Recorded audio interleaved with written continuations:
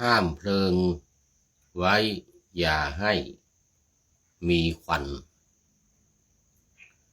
ห้ามสุริยันแสงจันทร์ส่องไซห้ามอายุให้หันคืนเล่าห้ามดังนี้ไว้ได้จึงห้ามนินทาขอถวายความนอบน้อมแด่พระรัตนตรัยมีพระพุทธเจ้าเป็นต้นขอถวายความเคารพพระมหาเถระพระเถรานุเถระเจ้าคณะพระสังฆาธิการทั่วโลกมีพระเดชพระคุณพระธรรมเสนาบดีเจ้าคณะภาค7วัดพระธาตุดอยสุเทพเป็นต้นและขออำนวยพรแด่ท่านผู้ฟังท่านผู้ชมสาธุชนพุทธบริษัททั้งหลายวันนี้รายการธรรมะหลังธรรมวัดเย็นของวัดพระธาตุดอยสุเทพออกอากาศทางสถานีวิทยุพระพุทธศาสนาแห่งชาติและจริยธรรมวัดพระธาตุดอยสุเทพระบบ FM 96 เมกะเฮิรตซ์มีพ่อครูวันลบนามวงพรหมเป็นผู้อำนวยการอาจารย์พระมหาประสิทธิ์ประสาธิโกเป็นหัวหน้าสถานีและอาตมาภาพพระครูปริยัติยานุศาสตร์เป็นผู้บรรยายเป็นประจำทุกวันเวลา 18:40 นาทีถึง 19:10 นาทีวันนี้ก็บันทึกเสียงล่วงหน้ามา3 นาทีโอ้เพราะว่าขึ้นไปทำวัดสวดมนต์นิดหน่อยถึงเวลา 18:20 นาทีก็ลงมาเนี่ยเพื่อมาเตรียมเอกสารเตรียมโมบายเปิดแล้วก็ไลฟ์สดจวนเจียนวันนี้เกือบไม่ทัน เหลือเวลาอีกมาถึงก็เหลือเวลาอีกประมาณ10 นาที7 นาที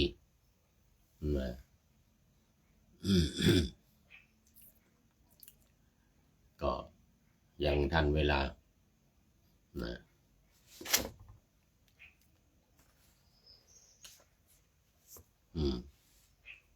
นี่ตอนนี้กำลัง 18:40 นาทีและตอนนี้ก็ขอประชาสัมพันธ์เรื่องการเป็นเจ้าภาพถวายภัตตาหารเช้าเพล 3,000 บาทน้ำปานะตลอดวัน 1,000 บาทหรือตามเจตนาศรัทธาตอนนี้ขอต้อนรับหลวงพระเดชพระคุณหลวงพ่อสุทธิสงึมลำจากจังหวัดบุรีรัมย์แฮปปี้เบิร์ธเดย์แล้วก็กู๊ดมอร์นิ่งนี่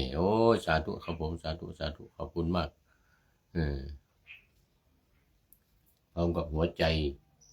ใสๆสีแดงสำหรับท่านที่มีความประสงค์จะร่วมเป็นเจ้าภาพขอให้ติดต่อมาที่ท่านอาจารย์พระมหาสกลวิโรจนกิตติเลขานุการพระเดชพระคุณหลวงพ่อพระธรรมเสนาบดีเจ้าคณะภาค7เลขานุการเจ้าคณะภาค7 และก็เป็นหัวหน้าพระวิทยากรอบรมพระสวดปาติโมกข์ในครั้งนี้เป็นเวลา2 เดือนครึ่ง2 เดือนครึ่งนี่ก็ผ่านมา12 วันเหลือ2 เดือนกับ3 วันยังมีเวลามากนะเราให้ติดต่อมาที่หมายเลขโทรศัพท์0918599053 0918599053นะความจริงก็อยากจะให้ติดต่อแล้วก็อยากจะให้มารู้มาเห็นแล้วก็ประเคนด้วยมือของท่านเองแต่ก็ไม่มีเวลาหรืออยู่ไกลก็ไม่เป็นไรโอนเข้ามาในบัญชีของวัดพระธาตุดอยสุเทพธนาคารกสิกรไทยหมายเลขบัญชี211286698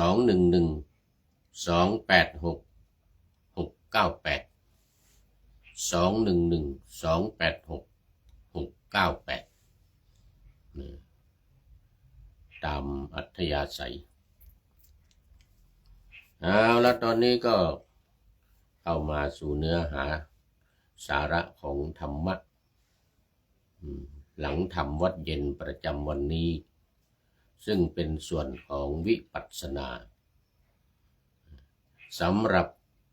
สมถกรรมฐานนั้นพระเดชพระคุณหลวงพ่อพระธรรมเสนาบดีกำลังนำพระภิกษุสงฆ์สามเณรอุบาสกอุบาสิกาศรัทธาญาติโยมนักท่องเที่ยวที่มาสักการะบูชาพระบรมธาตุดอยสุเทพปฏิบัติอยู่ในขณะนี้ที่บนวิหารข้างลานเจดีย์สุวรรณเจดีย์เป็นแบบพุทธานุสติใช้วิธีบริกรรมหรือเราเรียกกันว่าปริกรรมนัยยะ1 ใน 3 2ก็คือขณนานัยยะการนับและ3อนุสรณานัยยะการระลึกตามคุณของพระพุทธพระธรรมพระสงฆ์คุณศีลคุณทานคุณเทวดาคุณ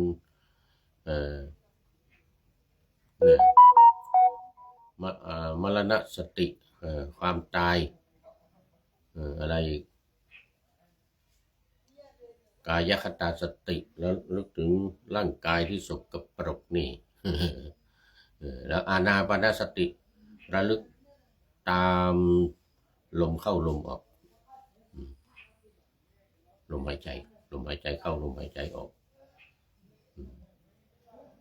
และอุปสมานุสติระลึกถึงพระนิพพานการสงบระงับกิเลสทั้งหลายเรียกว่าอุปสมานุสตินี่10 ข้อในจำนวน40มันยังมีกสิณ10อสุภะ10พรหมวิหาร4อรูป4อาหาร1จตุธาตุ1เป็นอารมณ์ของสมถกรรมฐานพระเดชพระคุณหลวงพ่อกำลังนำปฏิบัติพุทธานุสติอยู่ในขณะนี้โดยการกำหนดภาวนาในใจบริกรรมว่าพุทโธพุทโธพุทโธเรื่อยไปแต่พระเดชพระคุณหลวงพ่อจะใช้วิธีแบบช้าๆว่าพุทยาวๆขณะที่ลมหายใจเข้าจนสุดลมหายใจเข้าไปถึงลมเข้าไปถึงกระบังลมนะกระบังลมเนี่ยกระบังลมนี่จะไปดันช่องท้องดันลมในท้องเนี่ยให้ท้องพองแต่ไม่ได้กำหนดท้องพองท้องยุบนะเป็น เป็นการบริกรรมว่าพุทธยาวๆเข้าไปจนสุดกระบังลมเนี่ยสุดดันจนมันกระบังลมจนมันดันไปช่องท้องเลยนะซึ่งจะทำให้ท้องพองนั่นแหละแล้วก็พุทจบแล้วหายใจออกปล่อยหายใจออกช้าๆโทกันเนี่ยโทยาวๆโทจนหายใจออกมาหมดหยุดนี่พุทโธพุทโธอย่างนี้จนหมดเวลา30 นาทีประมาณ7:10 นาทีรายการนี้ก็จบพอดีเลย7:10 นาทีซึ่งเสียงไม่ได้อยู่ในวิหารเนาะเสียงไม่ได้อยู่ที่ผู้ปฏิบัติก็ปฏิบัติไปปฏิบัติไปโดยไม่ต้องนึกถึงเสียงพูดนี้นะยกเว้นผู้ที่อยู่ทางบ้านที่ทำวัดสวดมนต์มาขึ้นกรรมฐานเรียบร้อยพอรายการวิทยุเสียงจากตัดเสียงเนี่ยทางสถานีวิทยุจะตัดเสียงในวิหารนะจะตัดเสียงในวิหารก็เป็นเสียงของผู้พูดนี้แทนออกทางวิทยุอยู่ในขณะนี้นะเป็นวิปัสสนาแล้วทีนี้คือผู้ฟังก็ผู้ปฏิบัติก็ถ้าไม่ทำพุทโธนะก็ฟังนี่แหละเป็นการปฏิบัติวิปัสสนาข้อที่1เรียกว่าสุตตมยปัญญานัยยะที่วิธีการที่1เนี่ยปัญญาจะสำเร็จด้วยการฟังเนี่ยฟังผู้พูดเนี่ยแม้ผู้พูดเองนี่ก็ฟังตัวเองหูมันอยู่ใกล้นี่ฟังปากฟังเสียงของตัวเองนี่ไปด้วยก็อยู่ในข้อที่1ข้อที่2จินตามยปัญญานัยยะนัยยะนี้ก็เป็นการคิดเองทิ้งหมดที่ฟังมาที่สอนปฏิบัติมาที่ฝึกมาจากครูบาอาจารย์ที่อ่านหนังสือตำรับตำราอะไรมาทิ้งหมดไอ้ที่คิดเองนี่นะเรียกสุตตมยปัญญานี่นะคิดเองถามว่าคิดยังไงก็คิดไป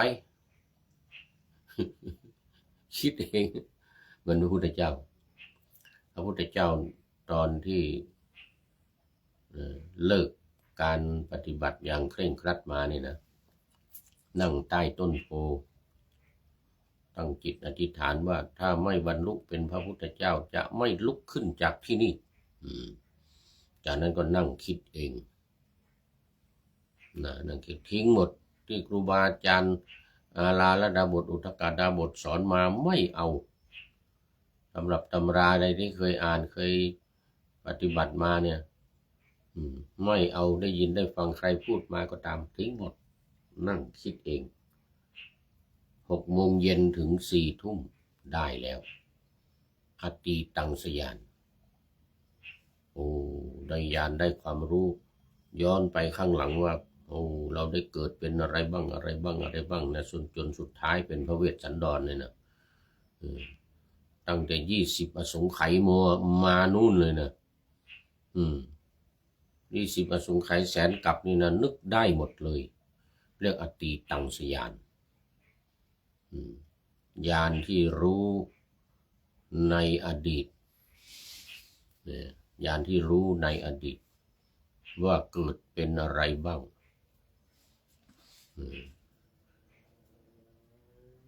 อันดับแรก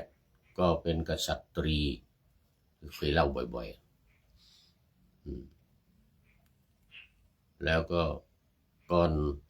สุดท้ายในพระเจ้า10 ชาติก่อนที่จะเป็นชาตินี้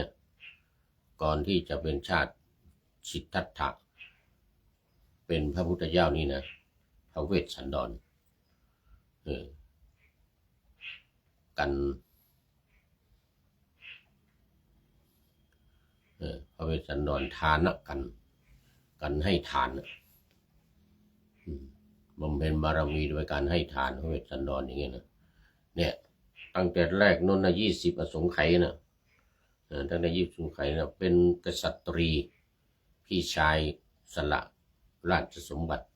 ออกบวชได้บรรลุเป็นพระปัจเจกพุทธเจ้าอยู่ในป่านู่น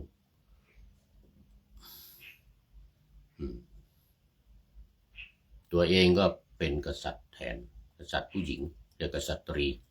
เนี่ยตั้งแต่เนี่ยครั้งแรกที่อธิษฐานขอเป็นผู้ชายและขอเป็นพระพุทธเจ้าอธิษฐานขอเป็นผู้ชายและเป็นพระพุทธเจ้าอธิษฐานอธิษฐานอธิษฐานอธิษฐานอธิษฐานจน9 อสงไขย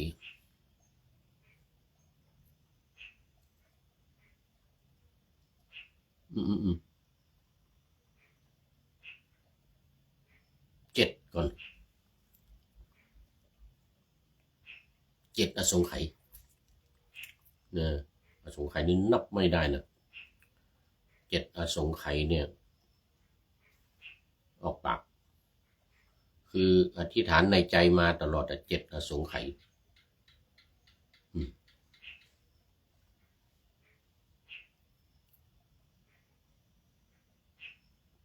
ไปจนถึง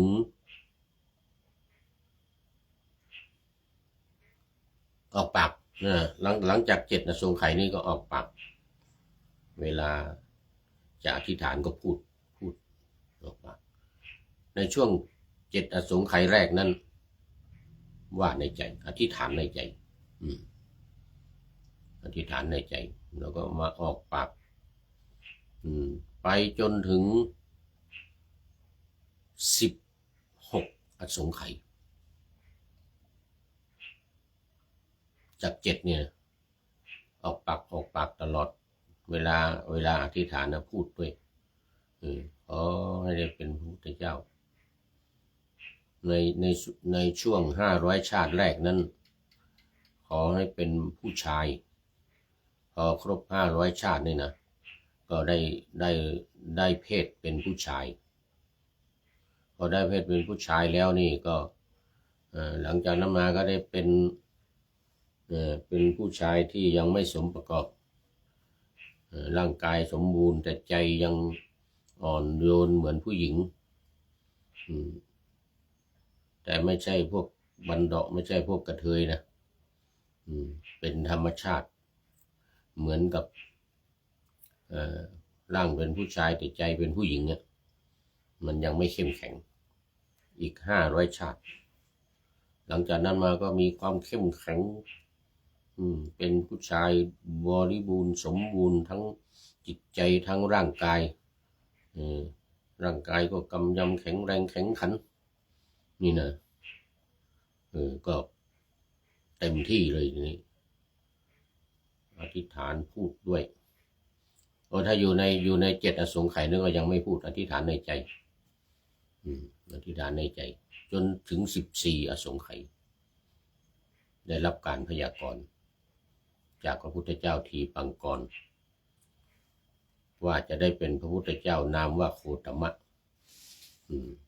สิทธัตถะโคตมะโคตนี่นะอยู่ในสักยวงศ์อะไรก็ว่าไปแต่นั้นมาอีก4 อสงไขยแสนกับอีก4 อสงไขยกับแสนกันจึงมาเป็นเจ้าชายสิทธัตถะในชาตินี้บรรลุเป็นพระพุทธเจ้านี่ด้วยการตั้งจิตอธิษฐาน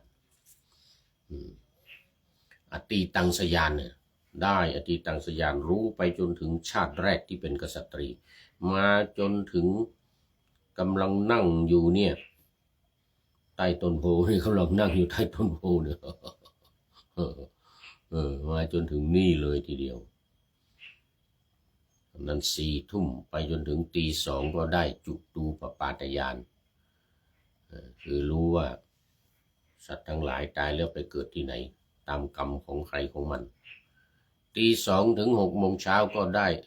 อาสวัคยญาณคือรู้ว่าอาสวะทั้งหลายกิเลสตัวใหญ่ราคะโทสะโมหะสังโยชน์10 ประการมีสักยทิฏฐิเป็นต้นอวิชชาเป็นสุดหมดอันนี้เรียกว่าอาสวัคยญาณขยะแปลว่าหมดแปลว่าสิ้นอาสวะก็คือกิเลสทั้งหลายนี่นะญาณก็รู้ว่าอาสวะสิ้นไปเป็นพุทธเจ้าเป็นพระพุทธเจ้านี่เพราะฉะนั้นการอธิษฐานแรงอธิษฐานเนี่ยถือว่าเป็นสิ่งที่สำคัญมากตั้งใจตั้งปณิธานอธิษฐานทั้งอันนี้ทั้งว่าในใจทั้งออกปากเหมือนพระพุทธเจ้านี่เอามาอันนี้ก็มาสู่ธรรมะในวันนี้ในหัวข้อว่าลักษณะของผู้ปฏิบัติธรรมสมควรแก่ธรรมเนี่ยเป็นยังไงมาในนิทานวรรคนิทานวรรคสังยุตตนิกายพระสุตตันตปิฎกเล่มที่16พระสูตรเล่มที่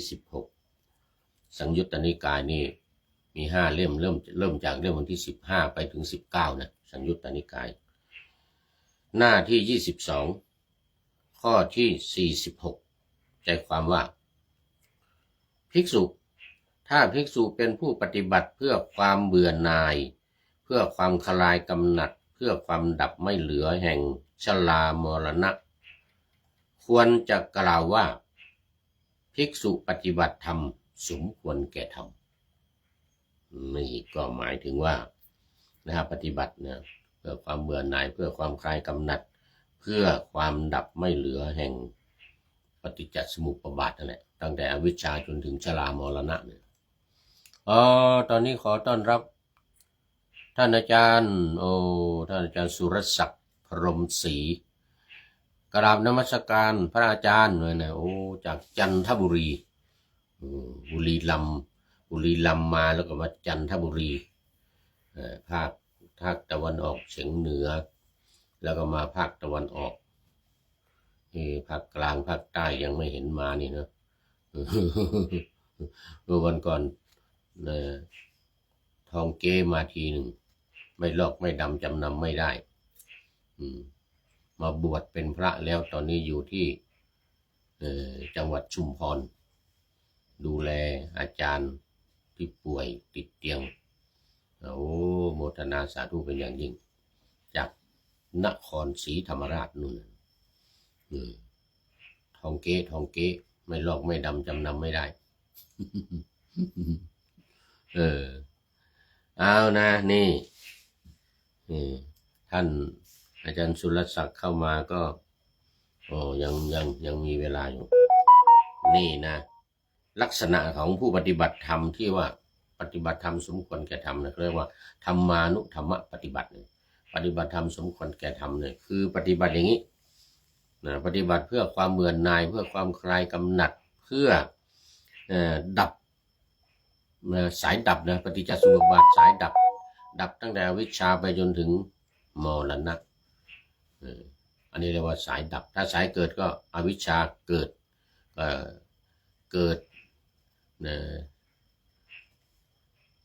สังขารเกิดวิญญาณนามรูปอะไรตามลำดับในปฏิจจสมุปบาทภิกษุถ้าภิกษุเป็นผู้ปฏิบัติเพื่อความเบื่อหน่ายเพื่อความคลายกำหนัดเพื่อความดับไม่เหลือแห่งชาติควรจะกล่าวว่าภิกษุปฏิบัติธรรมสมควรแก่ธรรมภิกษุถ้าภิกษุปฏิบัติเพื่อความเบื่อหน่ายเพื่อความคลายกำหนัดเพื่อความดับไม่เหลือแห่งภพในถอยมานะ ภพชาติใช่ไหมชรามรณะก่อนชรามรณะแล้วก็มาชาติแล้วก็มาถอยมาภพนะจึงเรียกว่าปฏิบัติธรรมสมควรแก่ธรรมภิกษุถ้าภิกษุปฏิบัติเพื่อความเบื่อหน่ายคลายกำหนัดและดับไม่เหลือแห่งอุปาทาน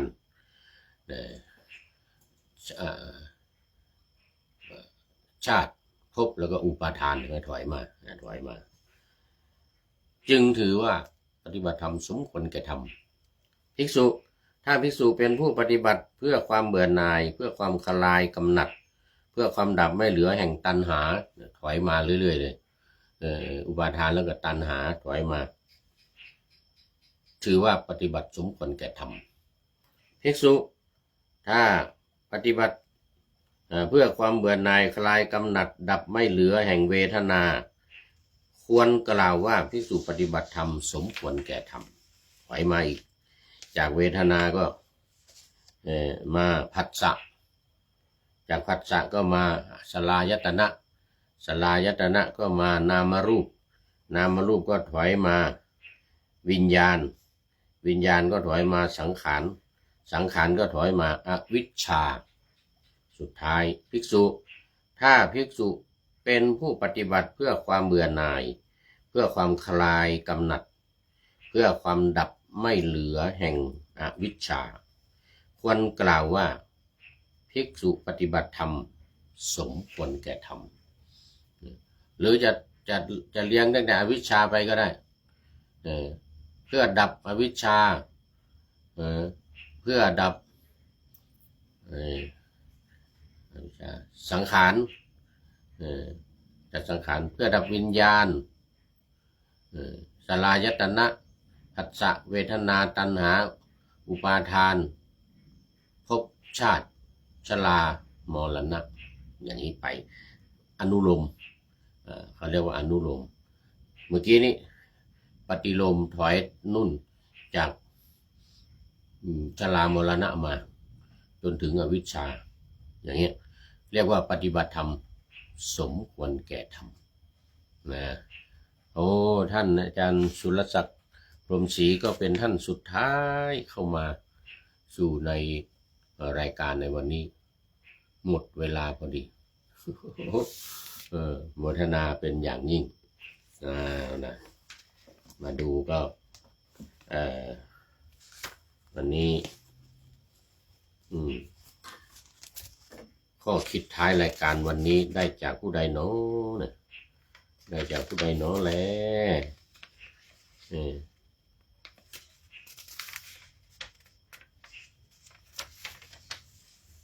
ปฏิบัติธรรมสมควรแก่ธรรม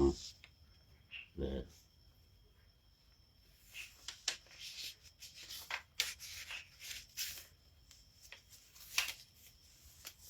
โอ้หลวงพ่อพุทธทาส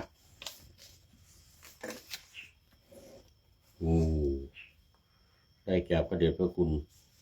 ไม่ใช่พุทธทาสหลวงพ่อสมเด็จพระเจ้าบร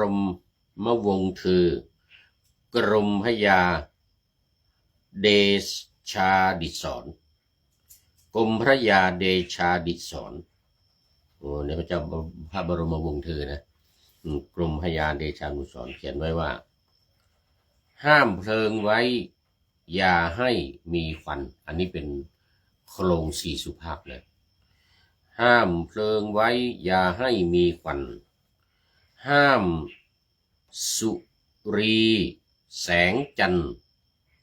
ส่องใสสุริยะนะคืออาทิตย์กับพระจันทร์